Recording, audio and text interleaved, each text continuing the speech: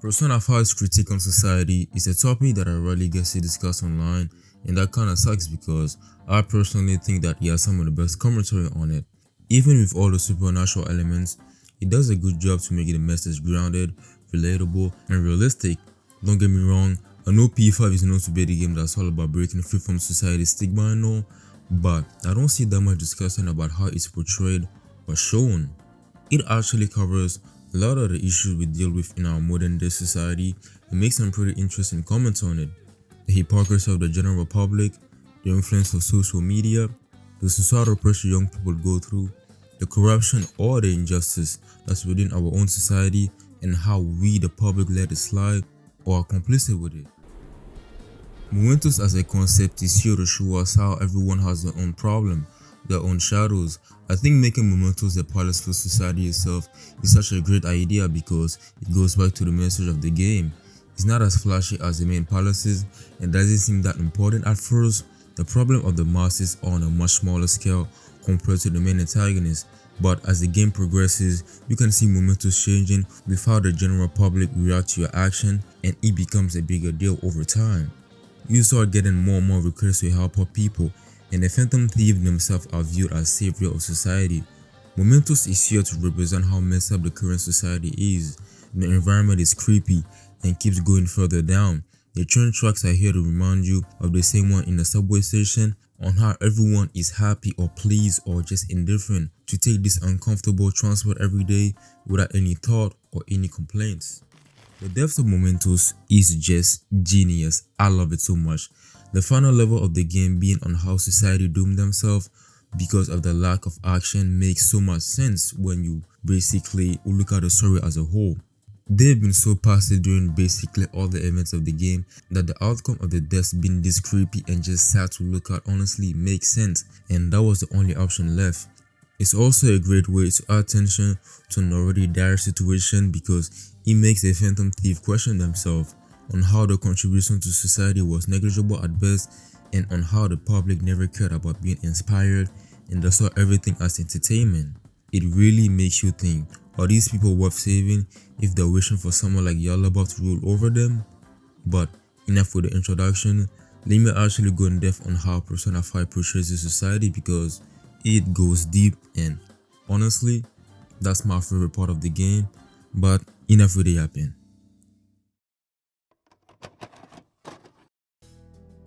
The relationship between a Phantom Thief and the general public is a prime example of the hypocrisy.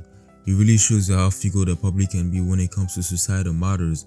They don't really care about the outcome unless if it's something entertaining to them or when it's personally affecting them.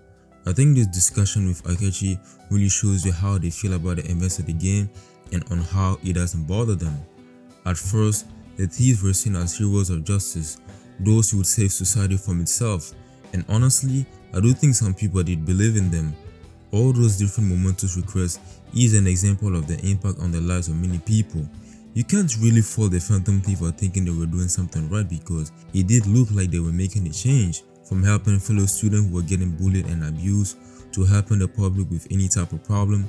The Phantom Thief were really for the people. They related to the masses because they went through similar hardship before becoming who they are. As the game goes on, we can notice the Phantom Thief losing sight of the goals and becoming more and more fixated with fame. Most of the discussion around the next target revolves around how the public will react to it, how they can get more popular from it, how many people will start looking up to them instead of actually helping and inspiring people. Don't get me wrong, they still wanted to help the masses, but it was secondary at that point. It was during those moments where things were going way too well for the thieves. They were seen as national heroes after taking down Medjed, and it was getting so overwhelming that the masses wanted them to replace the police. They were making merch out of them, creating propaganda, using their fame for their own game, and basically wanting them to resolve all the issues in society. It really shows you the complacency of the general public, never wanting to think for themselves and always looking for an easy way out. That's why they created Yaldabaoth. He's born from the unconscious desire of wanting to be ruled over, the desire of having no thought for themselves. With all these events piling up, the Phantom Thief got so overwhelmed that they did not know how to focus on the next target.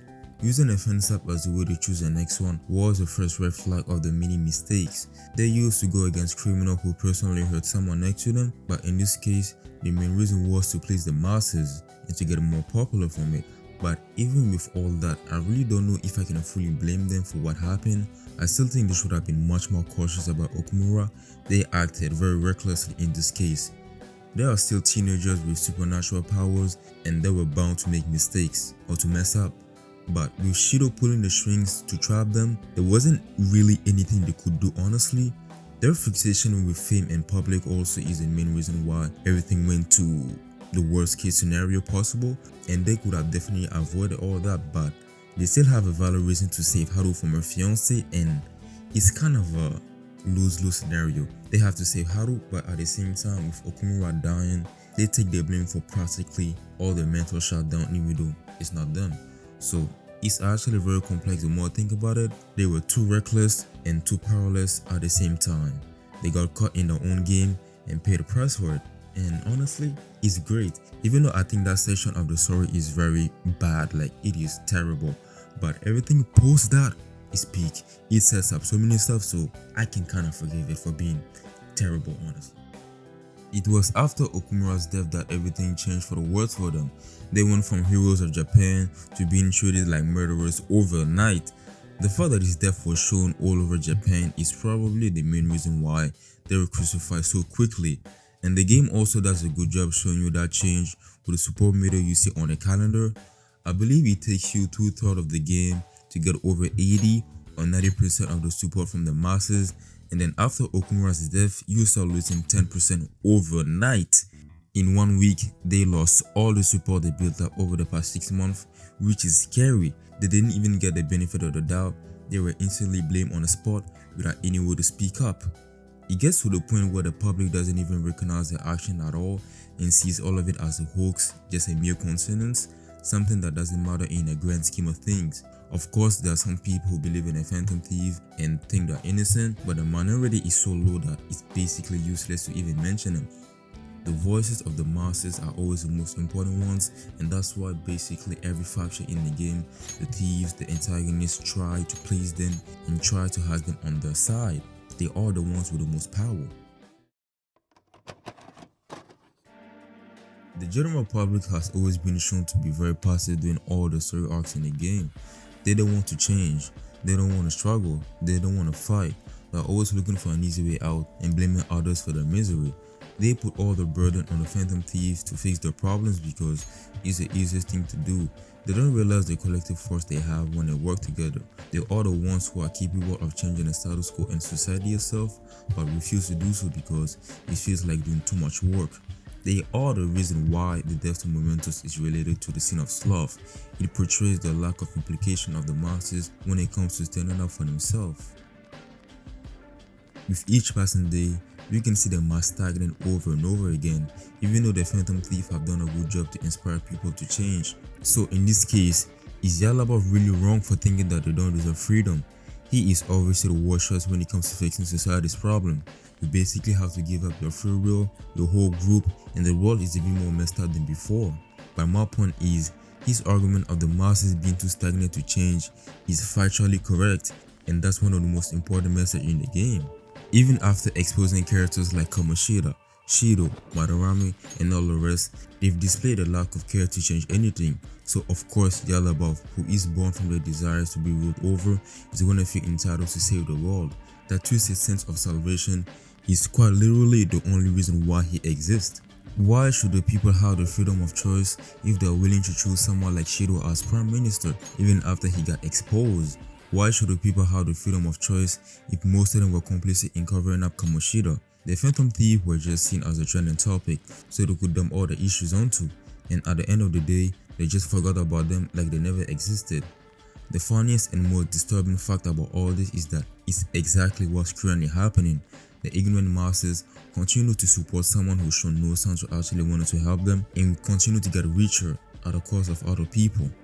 People want an authority to tell them how to value things, but they choose that said authority not based on facts or results. They choose it because it feels familiar and safe.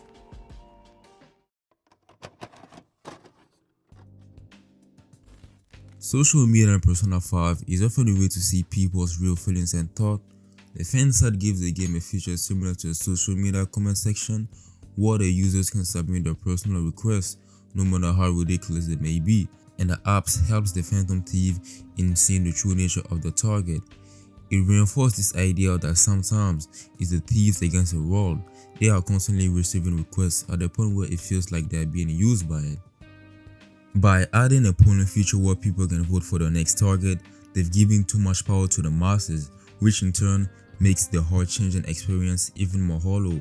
The Phantom Thief also used social media to announce their next target, similar to how celebrities announce any upcoming event they have. The fan site itself wasn't even created for the benefit of helping others, it was for fame at first. The Phantom Thief became so fixated by the public with every move they make.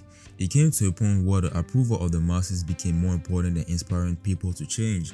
So it's very ironic that it's because of the online backlash they faced that they finally realized where they went wrong. The same people who were supporting them are the same one bringing them down, which is ironic like I said before. It is actually identical with the way it works in real life.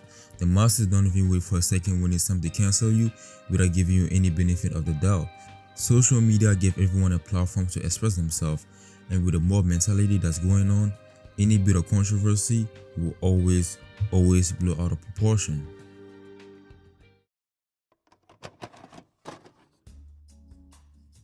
The societal pressure young people go through in Persona 5 is all over the story.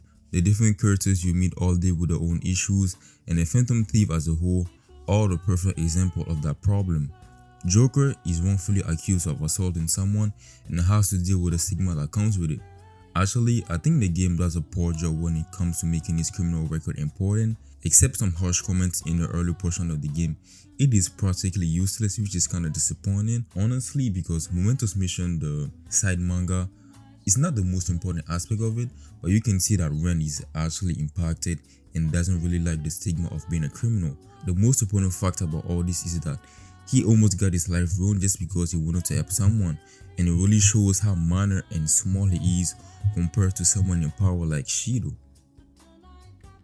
In a different case, while trying to stand up for himself, Ryuji got his leg broken and the shark dream ruined because of Kamoshida. His refusal to bow down and to keep up with Kamoshida's abuse is the reason why he became an outcast. His refusal of following the norm almost costed his future in a way. The thought of messing up the life of a teenager never crossed his mind because he knows there's nothing Ryuji could do except endure it all.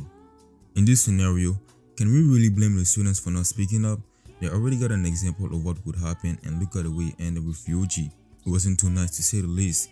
You can feel the impact of that moment or that incident throughout the whole game with his character. That's the sole reason why he became a Phantom Thief. Even though he still kinda gets lost with the fame and all of it, at his core, he wanted to make sure that no one had to deal with these selfish adults like the way he did, and it's understandable. Anne actually deals with the reverse of what Ryuji dealt with. Instead of it being physical pain, hers is much more mental and emotional. The stigma around her name and Kamoshida's advances are stuff she cannot control, though she suffers from it. It also doesn't help the fact that her best friend is practically held hostage if she doesn't comply to Kamoshida's demands. And the Shujin students have to be some of the worst in the franchise. They have no chill. I'm gonna play a small clip that shows you how insensitive they can be because it is actually unreal. Wasn't that Takamaki? Rumor has it she's dating Kamoshida. Seriously? I heard people saw them in his car together. You know, she seems pretty easy, huh? You think I'd have a chance too? Come on, dude. You can't go after Kamoshida's bitch. Yusuke in this context is pretty interesting because you can understand why he still defends Madarame. He's the one that took care of him since he was a child, so the emotional connection would be hard to get over.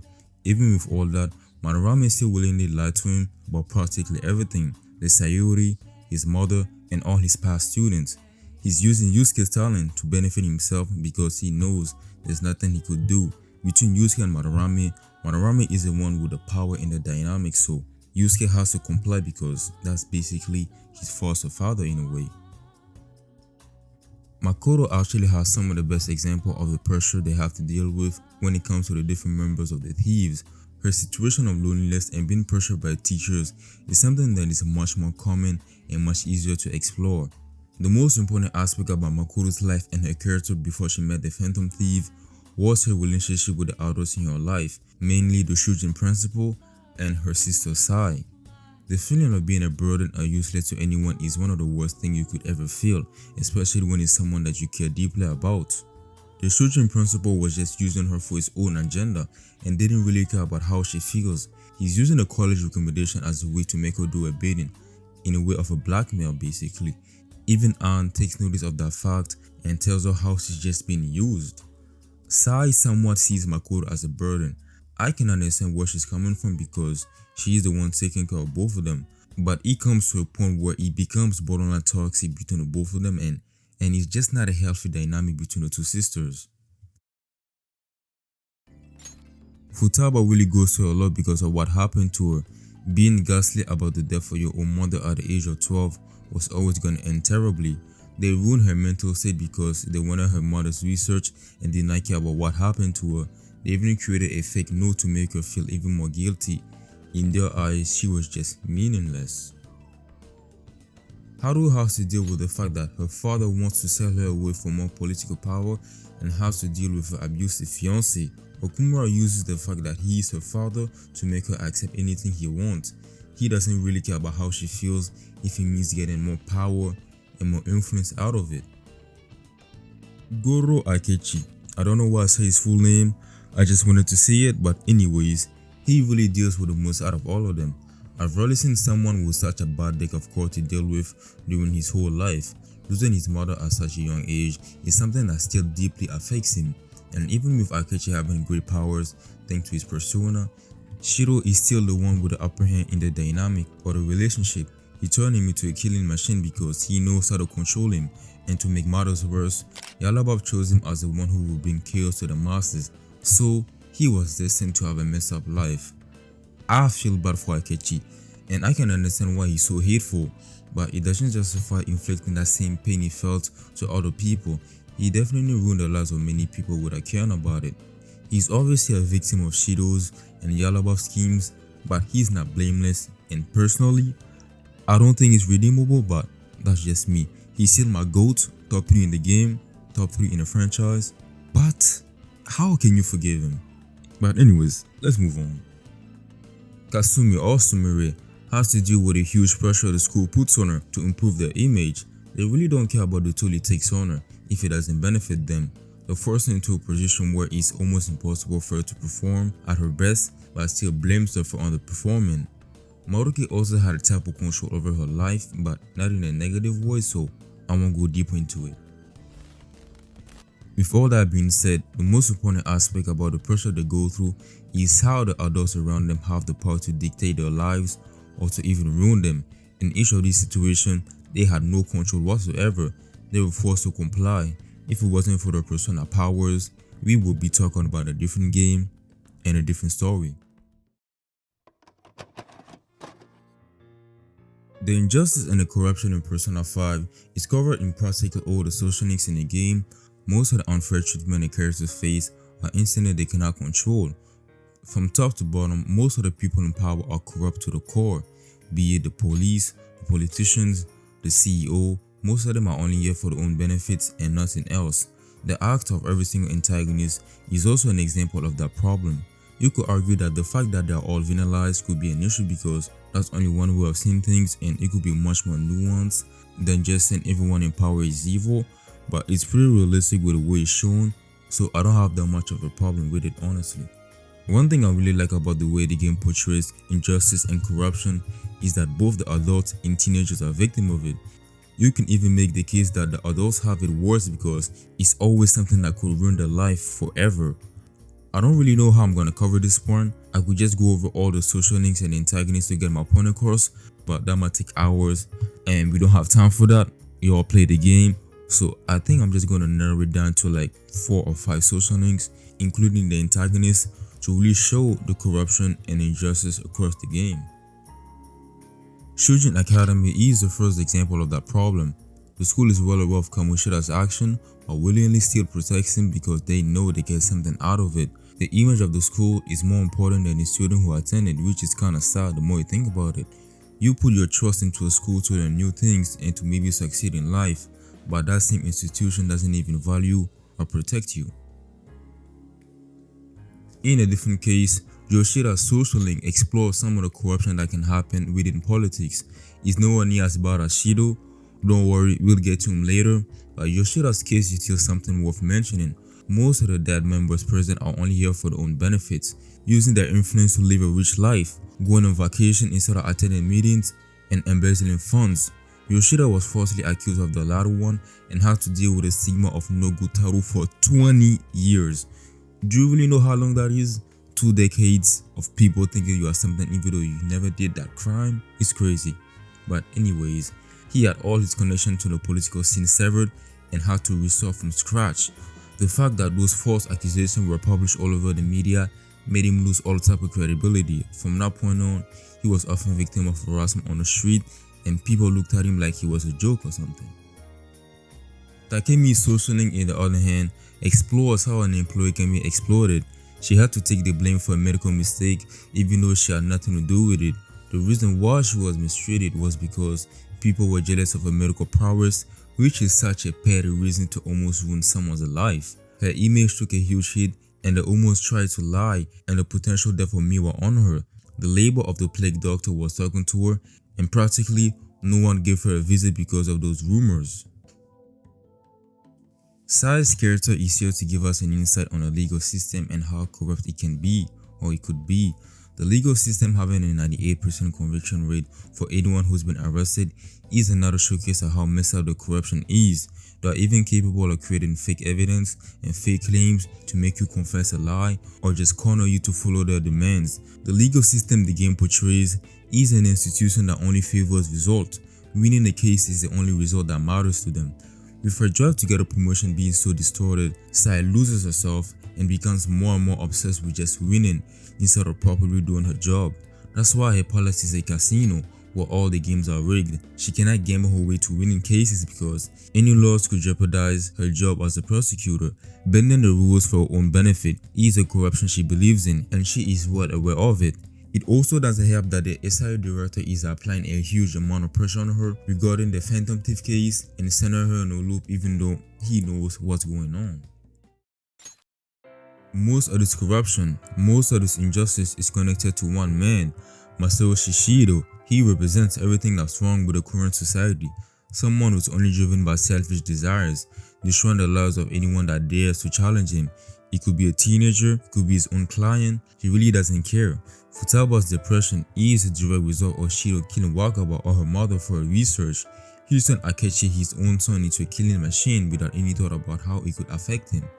He is the one behind the monster shutdown that was happening all around the game and is the reason why Joker or Ren has a criminal case. He understands what the monsters want to hear and uses that to please and control them. Shido is the perfect mastermind. He was connected to almost all the antagonists in the game. He had contact with the Shujin principal to uncover the Phantom Thief incident and then kill them when he wasn't useful anymore.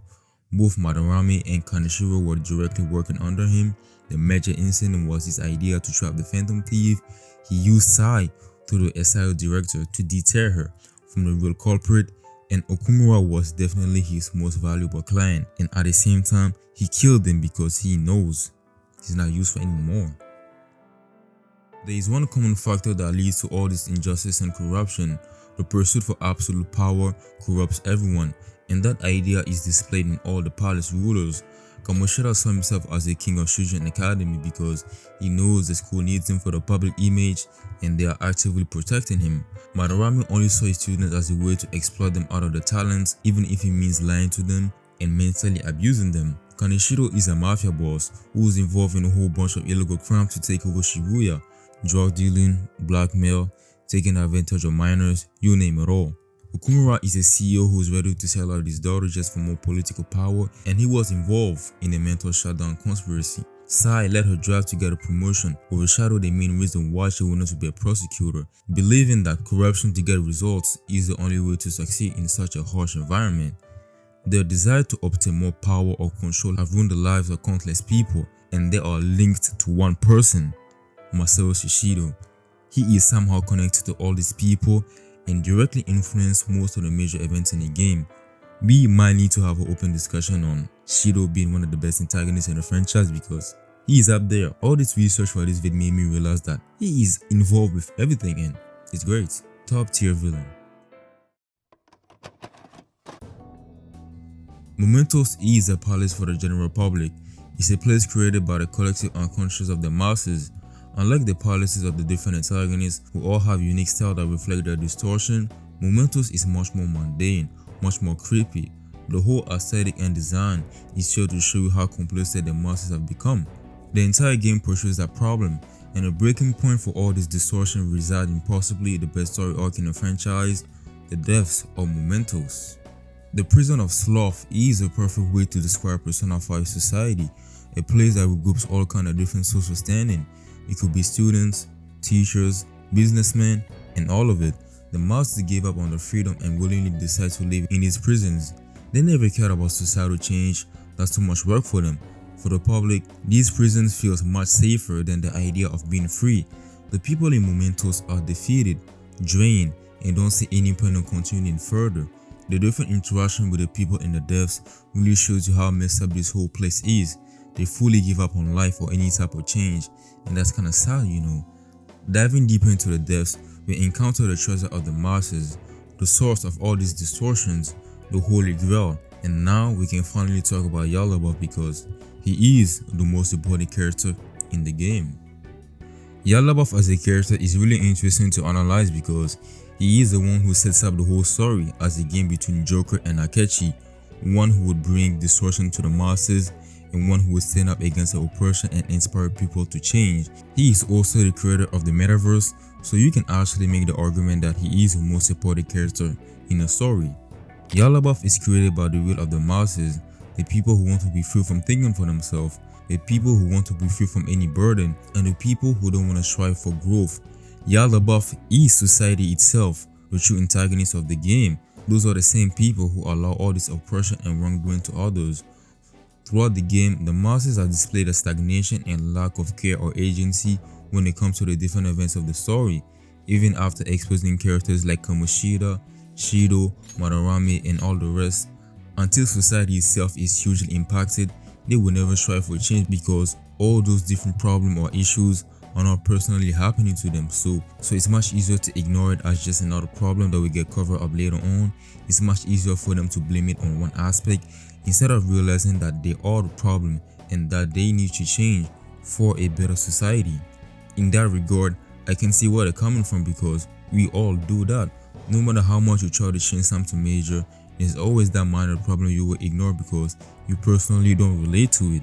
So in this case, with the masses showing a blending lack of care about anything, is Yaldabaoth really one for thinking the way he thinks? He is obviously the worst choice when it comes to fixing society's problem. You basically have to sacrifice your friend, your agency, and the world is even more messed up than before. But my argument is, or my point is, his argument of the masses being too stagnant to change is correct. The public saw all those distortions as entertainment, and the different palace rulers would have never been brought to light if it wasn't for the Phantom Thief action because the masses never cared about bringing these evildoers to justice. They failed to recognize that they are the one capable of change due to the sheer masses, but refuse to do so because it's too much work.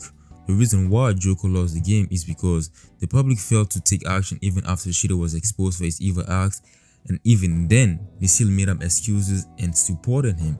Seeing all that unravel, of course Yaldabaoth will believe that a society free from thought and desires is the best way to move forward. It was because of those twisted desires of the palace rulers that so many people suffered, so removing those desires is his idea of bringing freedom, peace, and security to society. He also acknowledges that some people are indeed capable of change, like the people the Phantom Thief inspired, but the minority is so little that it's basically a non-factor at the end of the day. I feel like I spend most of the time talking about the public more than Yaldabaoth himself, but they are the reason why he exists, and he is actually just society as a whole. They are distorted desires, so I think it still works. It's very funny that the only way they were able to defeat Yaldabaoth is by actually standing up for himself for the first time, refusing to allow his twisted reality to take place. All the different social links you helped out throughout the game are here supporting you, giving you strength to never give up for what you are fighting for, and it's just such a powerful scene honestly. At first, society was the main antagonist, the main problem, closing their eyes when it comes to the misdeeds of others, but in a very ironic way, the one time they decide that change is necessary was a moment where the world was about to end because of their negligence. They showed us that change can happen if they actually believe in it. The ending also does a great job bringing about the support meter from the fan side and shows you how much the public believes in a Phantom Thief. It gets to a point where the meter shatters and leads to possibly the best Persona awakening in a franchise with Saturnale. Persona 5 definitely portrays society, the masses, or the public in a very negative light, but the message will always be to overcome all those issues to strive towards something better. It's easier said than done, I know. It might actually be impossible honestly, but it's still worth a shot.